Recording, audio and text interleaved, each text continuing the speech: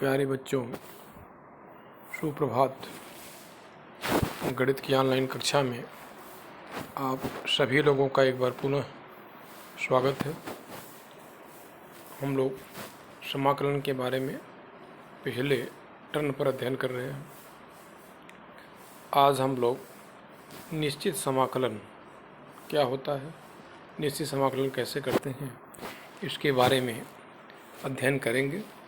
तो सबसे पहले देखा जाए कि निश्चित समाकलन की परिभाषा क्या होती है। निश्चित समाकलन में डेफिनेट इंटीग्रल्स, ठीक, मान लिया गया, देखिए यहाँ पे यदि एफ एक कोई एक सतत फलन continuous interval close interval A B में यदि एफ एक सतत फलन है, ठीक, तथा एफ कैपिटल एफ है, फलन एफ का प्रतियोगुलज, मतलब फलन एफ जो स्मॉल एफ लिखा हुआ है प्रतियोगुलज उसका समाकलन है। तो यहाँ लिखा हुआ देखिए integration A to B F X D X बराबर, यहाँ ब्रैकेट लगा हुआ capital F X A to B F B minus F A. निश्चित समाकलन का मतलब हो गया कि उसकी लिमिट निश्चित है, कहाँ से कहाँ तक। यहाँ लिखा हुआ ए टू बी, ए को कहा जाता है लोअर लिमिट, लोअर लिमिट, इसको कहा जाता है अपर लिमिट। इंटीग्रेशन की लोअर लिमिट नीचे वाली होती है, इसका मान हमेशा, ठीक है ना, कम होता है इससे। तो हो गया ए एफ एक्स डी एक्स बराबर हो गया। तो सबसे पहले यदि एफ एक्स डी एक्स का मतलब कि दिए हुए समाकलन का, दिए हुए फलन का हम समाकलन कर लें, ब्रैकेट लगा लेते हैं, ऊपर ये अपर लिमिट लिख लेते हैं, नीचे लोअर लिमिट लिखते हैं। बराबर क्या होता है, एक्स की जगह पे पहले एफ एक्स में एक्स की जगह बी रख देते हैं तो ये हो जाता है एफ बी हो जाता है, माइनस उस फलन का मान एफ एक्स का मान एट ए। जब एक्स बराबर ए रखेंगे ये हो जाएगा, मतलब कि समाकलन करने के बाद जो फलन आया उसमें चर जो भी है, यदि एक्स वाई जो भी है, एक्स के स्थान पर अपर लिमिट रख करके एफ बी ज्ञात कर लेंगे, फिर माइनस कर देंगे, ये एफ ए निकल जाएगा। और F B minus F A करेंगे तो हमारा अभीष्ट निश्चित समाकलन निकल जाएगा, ठीक। इसको देखिए अन्य शब्दों में से भी कहा सकता है F X D S limit A to B. इसका मतलब हो गया कि ऊपरी सीमा बी पर एफ के प्रति अवकलज एफ का मान माइनस निम्न सीमा ए पर समान प्रति अवकलज का, ठीक। निश्चित समाकलन में जब हम समाकलन करते हैं तो अचर का मान हम इसमें वहाँ क्या करते थे कि समाकलन करते थे किसी भी फलन का। जैसे मान लीजिए एफ एक्स डी एक्स बराबर आ गया एफ एक्स प्लस सी, ऐसे आ गया, मतलब हम समाकलन लेने के बाद एक अचर पद लगा देते हैं। यहाँ निश्चित समाकलन में अचर पद नहीं लगाते हैं। उसका कारण क्या है कि मान लीजिए एफ एक्स डी एक्स का समाकलन हमारा आ गया एफ एक्स प्लस सी आ गया, और लिमिट है ए टू बी, ठीक। अब निश्चित समाकलन के परिभाषा के अनुसार हमको सबसे पहले क्या करना है कि एक्स जो भी चर दिया हुआ है ब्रैकेट के अंदर, जहाँ एक्स है वहाँ क्या रखना है, एक्स के स्थान पर अपर लिमिट रखना है। तो ये हो जाएगा एफ बी प्लस सी हो गया, ठीक। फिर माइनस, अब एक्स की जगह पे लोअर लिमिट रखना है, ये हो जाएगा एफ ए प्लस सी। हल करेंगे तो सी सी कैंसिल हो जाएगा। इसीलिए यहाँ पे हम जब निश्चित समाकलन करते हैं तो अचर पद का प्रयोग नहीं करते। सामान्यतः निश्चित समाकलन में देखिए जैसे हम लोग समाकलन करते आए हैं, ठीक, प्रतिस्थापन द्वारा, यहाँ प्रतिस्थापन द्वारा भी करेंगे, बाई पार्ट द्वारा भी करते हैं। फिर निश्चित समाकलन के गुण होते हैं जिनके आधार पर निश्चित समाकलन काफ़ी आसान हो जाता है। इन गुणों का प्रयोग करके भी हम लोग निश्चित समाकलन करेंगे। कुछ एग्जाम्पल देखा जाए, जैसे यह एग्जाम्पल दिया हुआ देखिए 1 to 4 2x square plus 1 D x का मान ज्ञात करना है। ये हो गया 1 लिमिट, मतलब 1 to 4 2x² प्लस 1 dx। इसको अलग अलग हम कर लेंगे जैसे पहले भी करते रहे हैं। ये हो गया, अचर पद बाहर निकल जाएगा, x² का हो जाएगा x³, ठीक, और फिर ब्रैकेट लगा करके 1 4 lower limit upper limit plus 1 का क्या हो जाएगा, x हो जाएगा, फिर 1 to 4 = 2 हो जाएगा। अब x³ है, x की जगह क्या रख देंगे 4³ हो जाएगा, 4³/3 - 1³/3 हो जाएगा, ठीक। यहाँ क्या x की जगह क्या हो जाएगा 4 - 1, हल कर लेंगे तो आंसर आ जाएगा।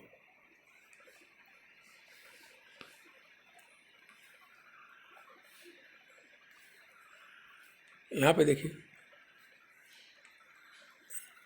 0 7 x e⁻² dx का मान ज्ञात करना है, ठीक। तो सबसे पहले क्या कर लेंगे हम, जो भी इंटीग्रेशन दिया हुआ है, अभी डिफरेंट इंटीग्रल का चिन्ह नहीं, केवल इंटीग्रेशन, जिसका इंटीग्रेशन करना है इंटीग्रेशन हम कर लेंगे। इसको आई मान लिया गया है, देखिए आई मान लिया गया और आई बराबर इतना हो गया। और हम जानते हैं कि खंडशः समाकलन में किस फार्मूले का प्रयोग करते हैं, ILATE, inverse, logarithmic, algebraic, trigonometric, exponential. तो हाँ अलजेब्रिक को फर्स्ट फंक्शन, एक्स को फर्स्ट फंक्शन, e⁻²x को सेकंड फंक्शन मान करके हम खंडशः समाकलन करेंगे। तो पहला फलन बाहर, दूसरे का समाकलन माइनस इंटीग्रेशन ऑफ पहले का अवकलन गुणे दूसरे का समाकलन और पूरे का समाकलन। इसको हल कर लेंगे तो गया ये x e⁻²x आ गया, फिर हमारा इतना आ गया, ठीक। अब हम इसका जब निश्चित समाकलन कर रहे हैं 0 से 1 x e⁻²x dx, उसमें करना जो समाकलन आया हुआ है सो लिख लेंगे और लिमिट हो गया 0 से, जो इंटीग्रेशन की लिमिट है अपर लिमिट और लोअर लिमिट लगा देंगे। अब पहले जहाँ जहाँ x है वहाँ क्या रख देंगे 1 का मान, ठीक, x के ऊपर रख देंगे माइनस करके, फिर जहाँ x है वहाँ 0 करके हल करेंगे तो आ जाएगा।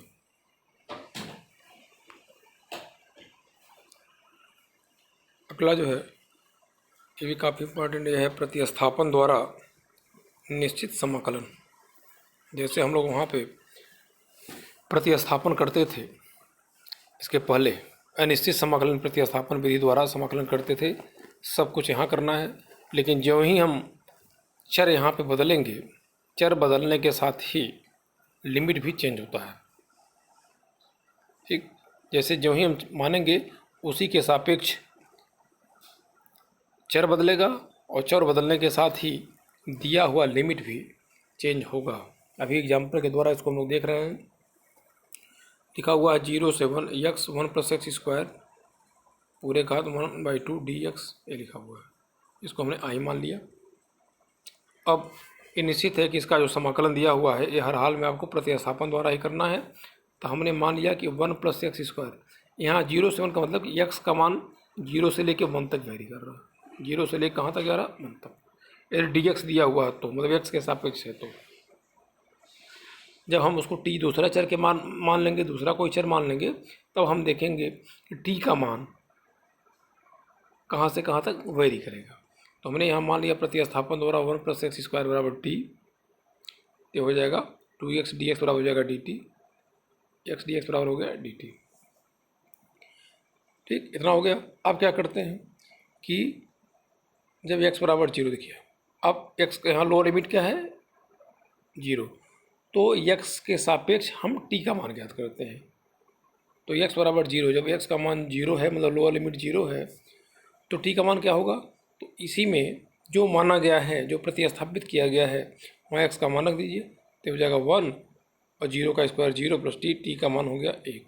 मतलब जब x बराबर 0 है तो t का मान कितना है 1 है, और जब x बराबर 1 मतलब अपर लिमिट का मान लिया गया तो t का मान क्या हो जाएगा 2, ठीक।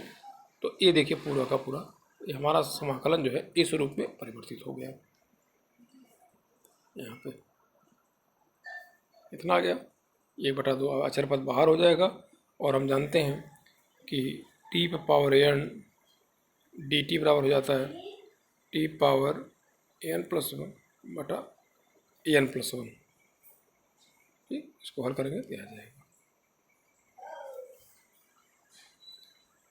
यह काफ़ी इम्पोर्टेंट है, इस साल भी आया था परीक्षा में, हर साल लगभग आता है किसी न किसी रूप में। ये लिखा हुआ ऐसे देखिए कि 0 से π/2 D theta A square cos square theta plus P square square theta π/2।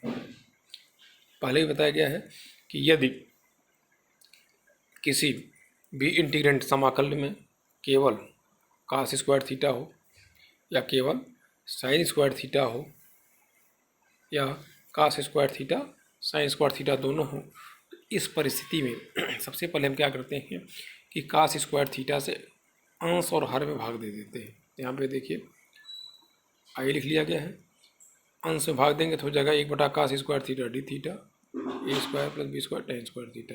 उसके बाद करते क्या है कि अंश को सेक स्क्वायर में बदल लेंगे और नीचे को tan हो जाएगा। देखिए 0 से π/2 sec square theta D theta A square plus B square tan square theta.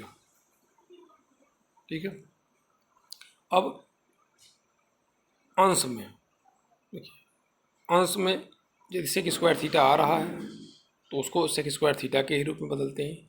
यदि नीचे भी by chance sec square theta आया तो नीचे सभी को हम tan में बदल लेते हैं। फिलहाल यहाँ केवल tan ही है, तो हो गया tan स्क्वायर थीटा।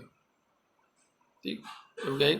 यहाँ से बी स्क्वायर देखिए tan स्क्वायर थीटा का जो गुणांक है बी स्क्वायर कॉमन हमने ले लिया, तो हो गया sec square theta D theta tan square theta plus हो जाएगा ए स्क्वायर बटा बी स्क्वायर। इतना आ गया। अब इसके बाद हमको क्या करना है, प्रतिस्थापन करना है। तो tan थीटा बराबर हमने मान लिया t, तो हो जाएगा sec square theta D theta बराबर हो जाएगा टी टी। ठीक, अब देखिए, अब ये देखना है कि लिमिट कैसे चेंज हो रही है। तो जब x का मान π/2 है तो t का मान ज्ञात कर लेंगे। तो जब थीटा बराबर π/2 है तो t बराबर क्या हो जाएगा tan π/2, और tan π/2 का मान क्या होता है, अनंत होता है। ठीक, और जब t बराबर 0 है तो थीटा बराबर 0 है तो t बराबर हो जाएगा tan 0 0। इसका मतलब कि जो लिमिट है हमारी देखिए ये चेंज हो गई, 0 से इनफाइनाइट हो गई, dt हो गया टी स्क्वायर प्लस ए बटा बी का होल स्क्वायर। ठीक, और जानते हैं कि 1/x² प्लस ए स्क्वायर dx का मान क्या होता है, 1/a tan इनवर्स x बटा ए होता है। यहाँ क्या है, x जब क्या है t है और a की जगह क्या है a बटा b है। ठीक, ये हो गया 1/b स्क्वायर 1 बटा b हो गया। ये हो गया tan इनवर्स t बटा a बटा b हो गया। हमारा मान इतना आ गया, 1/ab हो गया। ये हो गया tan इनवर्स, पहले अपर लिमिट रखेंगे t की जगह पे तो tan inverse infinite minus tan inverse 0, और tan इनवर्स इनफाइनाइट का मान कितना होता है π/2 होता है, और tan इनवर्स 0 बराबर होता है 0, इसका मान निकल जाएगा। ठीक, अब इस पे पूरी की पूरी एक प्रश्नावली होगी, इसको आप सभी लोग हल करेंगे। अब आता है कि निश्चित समाकलन के कुछ गुण धर्म हैं जिनका प्रयोग करके हम निश्चित समाकलन को और आसान तरीके से हल कर सकते हैं। ठीक, जैसे ये गुण लिखा हुआ है देखिए, पहला है limit a to B integration a to B fx dx बराबर लिखा a to B ft dt। मतलब चर बदलने पर समाकलन के मान में कोई परिवर्तन नहीं होता है। इसका मतलब क्या हो कि यदि ऐसे लिखा हो 0 से π/2 sin x dx लिखा हो, या 0 से π/2 sin t dt लिखा हो, देखिए चर बदल गया है, t की जगह पे x की जगह पे t हो गया है, लिमिट वही है। तो लिमिट सेम है तो चर के मान में बदलने पर इंटीग्रेशन में या समाकलन में कोई परिवर्तन नहीं होता है। दोनों का मान निकालेंगे, दोनों का एक ही आंसर आएगा। ठीक, दूसरा है लिखा हुआ है A to B F X D X बराबर है minus B to A F X D X, मतलब लिमिट को आपस में इंटरचेंज कर दें, लोअर लिमिट को अपर में, अपर को लोअर में कर दें तो चिन्ह बदल जाता है, यदि प्लस है तो क्या हो जाएगा, माइनस हो जाएगा, आपस में परिवर्तन हो जाता है। तीसरा है कि यदि ए और बी है, मान लीजिए कोई संख्या, उसके बीच एक कोई संख्या है सी, यहाँ देखिए लिखा हुआ है ए का मान सी से कम है और सी का मान बी से कम है, या ये कहा जाए सी किसके किसके बीच है, ए और बी के बीच है, तो integration A to B F X D X बराबर होता है, देखिए ए से C integration A to C F X D X plus हो जाएगा integration C to B F X D x.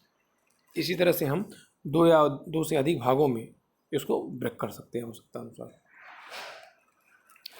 चौथा देखिए क्या है, चौथा A to B F X D X बराबर, ये भी इंपॉर्टेंट है, इसका सीधे हम लोग प्रयोग करेंगे A to B integration A to B F A plus B, दोनों लिमिट को जोड़ दिया गया है, माइनस एक्स डी एक्स के बराबर होता है। ठीक, पाँचवा काफ़ी इंपॉर्टेंट है, इसका सबसे ज़्यादा प्रयोग हम लोग करते हैं, जीरो से ए, यदि लोअर लिमिट जीरो है, अपर लिमिट क्या है A F X D X बराबर होता है zero to A F A minus X, upper limit minus X. तो छठवां देखिए जीरो से टू ए, यदि जीरो से टू ए है, जैसे मान लीजिए जीरो से पाई है तो इसको हम ऐसे भी लिख सकते हैं जीरो से दो गुणे पाई बाई टू, ऐसे यदि लिख लिया जाए तो एक का मतलब क्या हो जाएगा, पाई बाई टू हो जाएगा। इस स्थिति में, ऐसे स्थिति में कह रहा कि जीरो से to A F X D X बराबर क्या होता है, दो गुणे जीरो से A F X D X, यदि F two A minus X बराबर क्या है, एफ एक्स है, और यदि F two A minus X बराबर माइनस एफ एक्स है तो उसका मान क्या हो जाएगा, शून्य हो जाएगा। मतलब इस कंडीशन में इस लिमिट का मान दोगुना हो जाएगा, दो गुणे जीरो से एफ एक्स डी एक्स हो जाएगा, और इस कंडीशन में हो जाएगा जीरो। सातवां देखिए, सातवां है limit minus A to A F X D X बराबर दो गुणे शून्य जीरो से A F X D X to zero से A F X D X, यदि एफ एक समफलन है। समफलन की परिभाषा जानते हैं कि कोई फलन एफ एक्स समफलन तब कहलाता है जब एफ माइनस एक्स बराबर क्या हो जाए, एफ एक्स हो जाए, और विषम कब कहलाता है, जब एफ माइनस एक्स बराबर हो जाएगा माइनस एफ एक्स। तो minus A to A F X D X बराबर हो जाएगा टू इंटू जीरो से A F X D X, यदि यह एक समफलन है, और यदि इसका मान जीरो हो जाएगा यदि यह एक विषम फलन है। इन सब गुणधर्मों का प्रयोग करके हम आगे के प्रश्नों को हल करेंगे। ठीक, जैसे एग्जाम्पल के रूप में देखिए लिखा हुआ है जीरो से पाई बाई टू लाग टेन एक्स डी एक्स, कह रहा है इसका मान ज्ञात करिए। तो हम इसको मान लिए आई बराबर मान लिए जीरो से पाई बाई टू लाग टेन एक्स डी एक्स। ठीक, और अभी हम जो यहाँ पे देखिए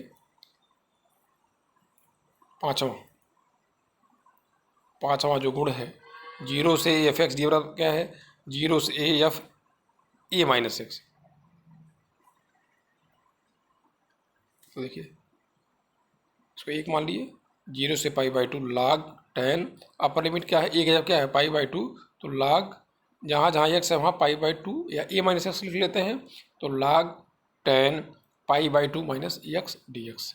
ये आई बराबर हो गया जीरो से पाई बाई टू लाग ten pi by two minus theta क्या होता है, काट थीटा, तो ten pi by two minus x हो गया काट एक्स डी एक्स। इसको हमने मान लिया दो मान लिया, एक और दो को जोड़ दिए तो आई और आई क्या हो जाएगा, टू आई हो गया, जीरो से पाई बाई टू लाग ten x D x, zero से पाई बाई टू लाग काट एक्स डी एक्स। दोनों की लिमिट सेम है देखिए, क्योंकि जीरो से पाई बाई टू लाग टेन एक्स प्लस लाग काट एक्स डी एक्स। ठीक, और लाग एम प्लस लाग एन बराबर क्या होता है, लाग एम एन होता है, जीरो से पाई बाई टू लाग tan x गुणे काट x dx हो जाएगा, और tan गुणे काट क्या होता है, a के बराबर होता है, ये हो गया log 1 dx, और log 1 का मान क्या होता है, 0, तो 0 हो गया, इसका मान आ गया 0। ठीक, तो यहाँ इसकी जो पाँचवीं प्रॉपर्टी थी, पाँचवें नंबर की प्रॉपर्टी थी, उसका प्रयोग हम लोग यहाँ किए।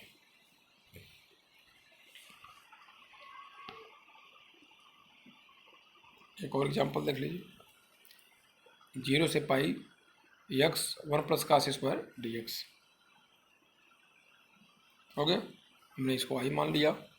फिर वही पाँचवीं वाली प्रॉपर्टी यूज़ करेंगे, रूल 5, 0 से पाई हो गया, वहाँ क्या a माइनस एक्स था, a की जब क्या है, पाई है, तो जहाँ जहाँ x है वहाँ a माइनस एक्स मतलब पाई माइनस एक्स रख देंगे, ये हो गया pi minus X 1 plus cos square pi minus X D X. 0 से pi minus X, cos pi minus theta क्या होता है, माइनस होता, कास थीटा होता है, लेकिन वर्ग है तो ये पॉजिटिव हो जाएगा। इसको अलग अलग कर दिए, देखिए पाई वाला अलग हो गया, एक्स वाला अलग हो गया, ये किसके बराबर है, ये आई के बराबर है। ठीक, तो आई बराबर इतना हो गया, पाई अचर है, पाई बाहर हो गया, 0 से pi D X 1 plus cos square X minus I पक्षांतर करके एक साथ कर लेंगे, पाई हो गया 0 से पाई डी एक्स हो गया 1 प्लस कास स्क्वायर एक्स। पहले की तरह यदि नीचे केवल कास स्क्वायर एक्स या साइन स्क्वायर एक्स या sine square X plus cos square X कुछ भी आता है, तो कास स्क्वायर एक्स से क्या करते हैं, अंश और भाग दे देते हैं, और हर में सेक को हम टैन में बदल लेते हैं। वही चीज़ यहाँ किया गया है, देखिए 1 बटा cos square X sec square X हो जाएगा, सेक स्क्वायर एक्स प्लस 1 हो गया, और sec square X plus sec square X का क्या हो जाएगा, 1 plus tan square X plus 1, 2i बराबर हो गया pi sec square X D X, ये tan square X D X हो गया। ठीक, इतना आ गया। अब ये हो गया 2i और हो गया पाई, ये चीज़ हमारा आ गया। ठीक, अब आगे वाला जो फार्मूला था उसमें देखिए, 0 से 2a F X D X बराबर क्या होता है, 2 0 से a F X D X, pi था तो पाई को दिखा सकता है 2, मतलब 2a के रूप में आ गया, a का मान कितना हो गया, पाई बाई 2। ठीक, अब देखिए लिखा हुआ है, यह कब होता है, जब एफ 2a माइनस एफ बराबर एफ एक्स, तो 2a की जब क्या है, पाई है, तो उससे पाई माइनस जब माइनस होगा पर करेंगे प्लस हो जाएगा, टेन पाई माइनस माइनस होगा प्लस हो जाएगा, प्लस 2 हो जाएगा। आप देखेंगे तो कहीं न कहीं यदि पूरा का पूरा यदि एफ एक्स मान लिया जाए, इसको एफ एक्स मान लिया जाए, तो एफ, ठीक है ना, एफ पाई यहाँ एफ पाई माइनस एक्स बराबर है एफ एक्स, पाई क्या है, 2 है, देखिए यहाँ पाई का मान क्या है, 2a के बराबर है। ठीक, इसलिए इस फार्मूले का प्रयोग करने के बाद इसको इस रूप में लिख लिया गया है, 2 और 2 कैंसिल हो गया, आई बराबर हो गया पाई, हो गया 0 से पाई बाई 2, अब हो गया sec square X D X tan square X 2 हो गया। तो यहाँ पे देखिए हम जो निश्चित समाकलन की गुणधर्म था उसका भी प्रयोग किया। अब प्रतिस्थापन करेंगे, टेन एक्स बराबर टी मान लिया गया है, सेक स्क्वायर डी एक्स बराबर हो गया डी टी।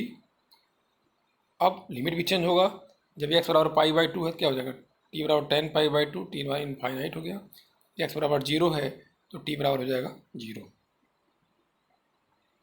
ठीक, पाई हो गया, लिमिट चेंज हो गई, 0 से इनफाइनाइट हो गई, डी टी हो टी स्क्वायर, और 2 को करनी में 2 का स्क्वायर लिखा सकते हैं, पाई हो गया, और फार्मूले के अनुसार से 1 ए का मान करनी में 2 है तो 1 करनी में 2 टेन इनवर्स टी बाई √2 हो गया, पाई बाई √2 हो गया, टेन इनवर्स टी के जगह इनफाइनाइट रख देंगे तो इनफाइनाइट बटा करने में 2 इनफाइनाइट, तो ten infinite minus tan inverse 2 0, ये हो गया pi by √2 into pi by 2, tan inverse infinite का मान पाई बाई 2 होता है, टेन इनवर्स 0 का मान 0 हो गया, तो हमारा आंसर आ गया।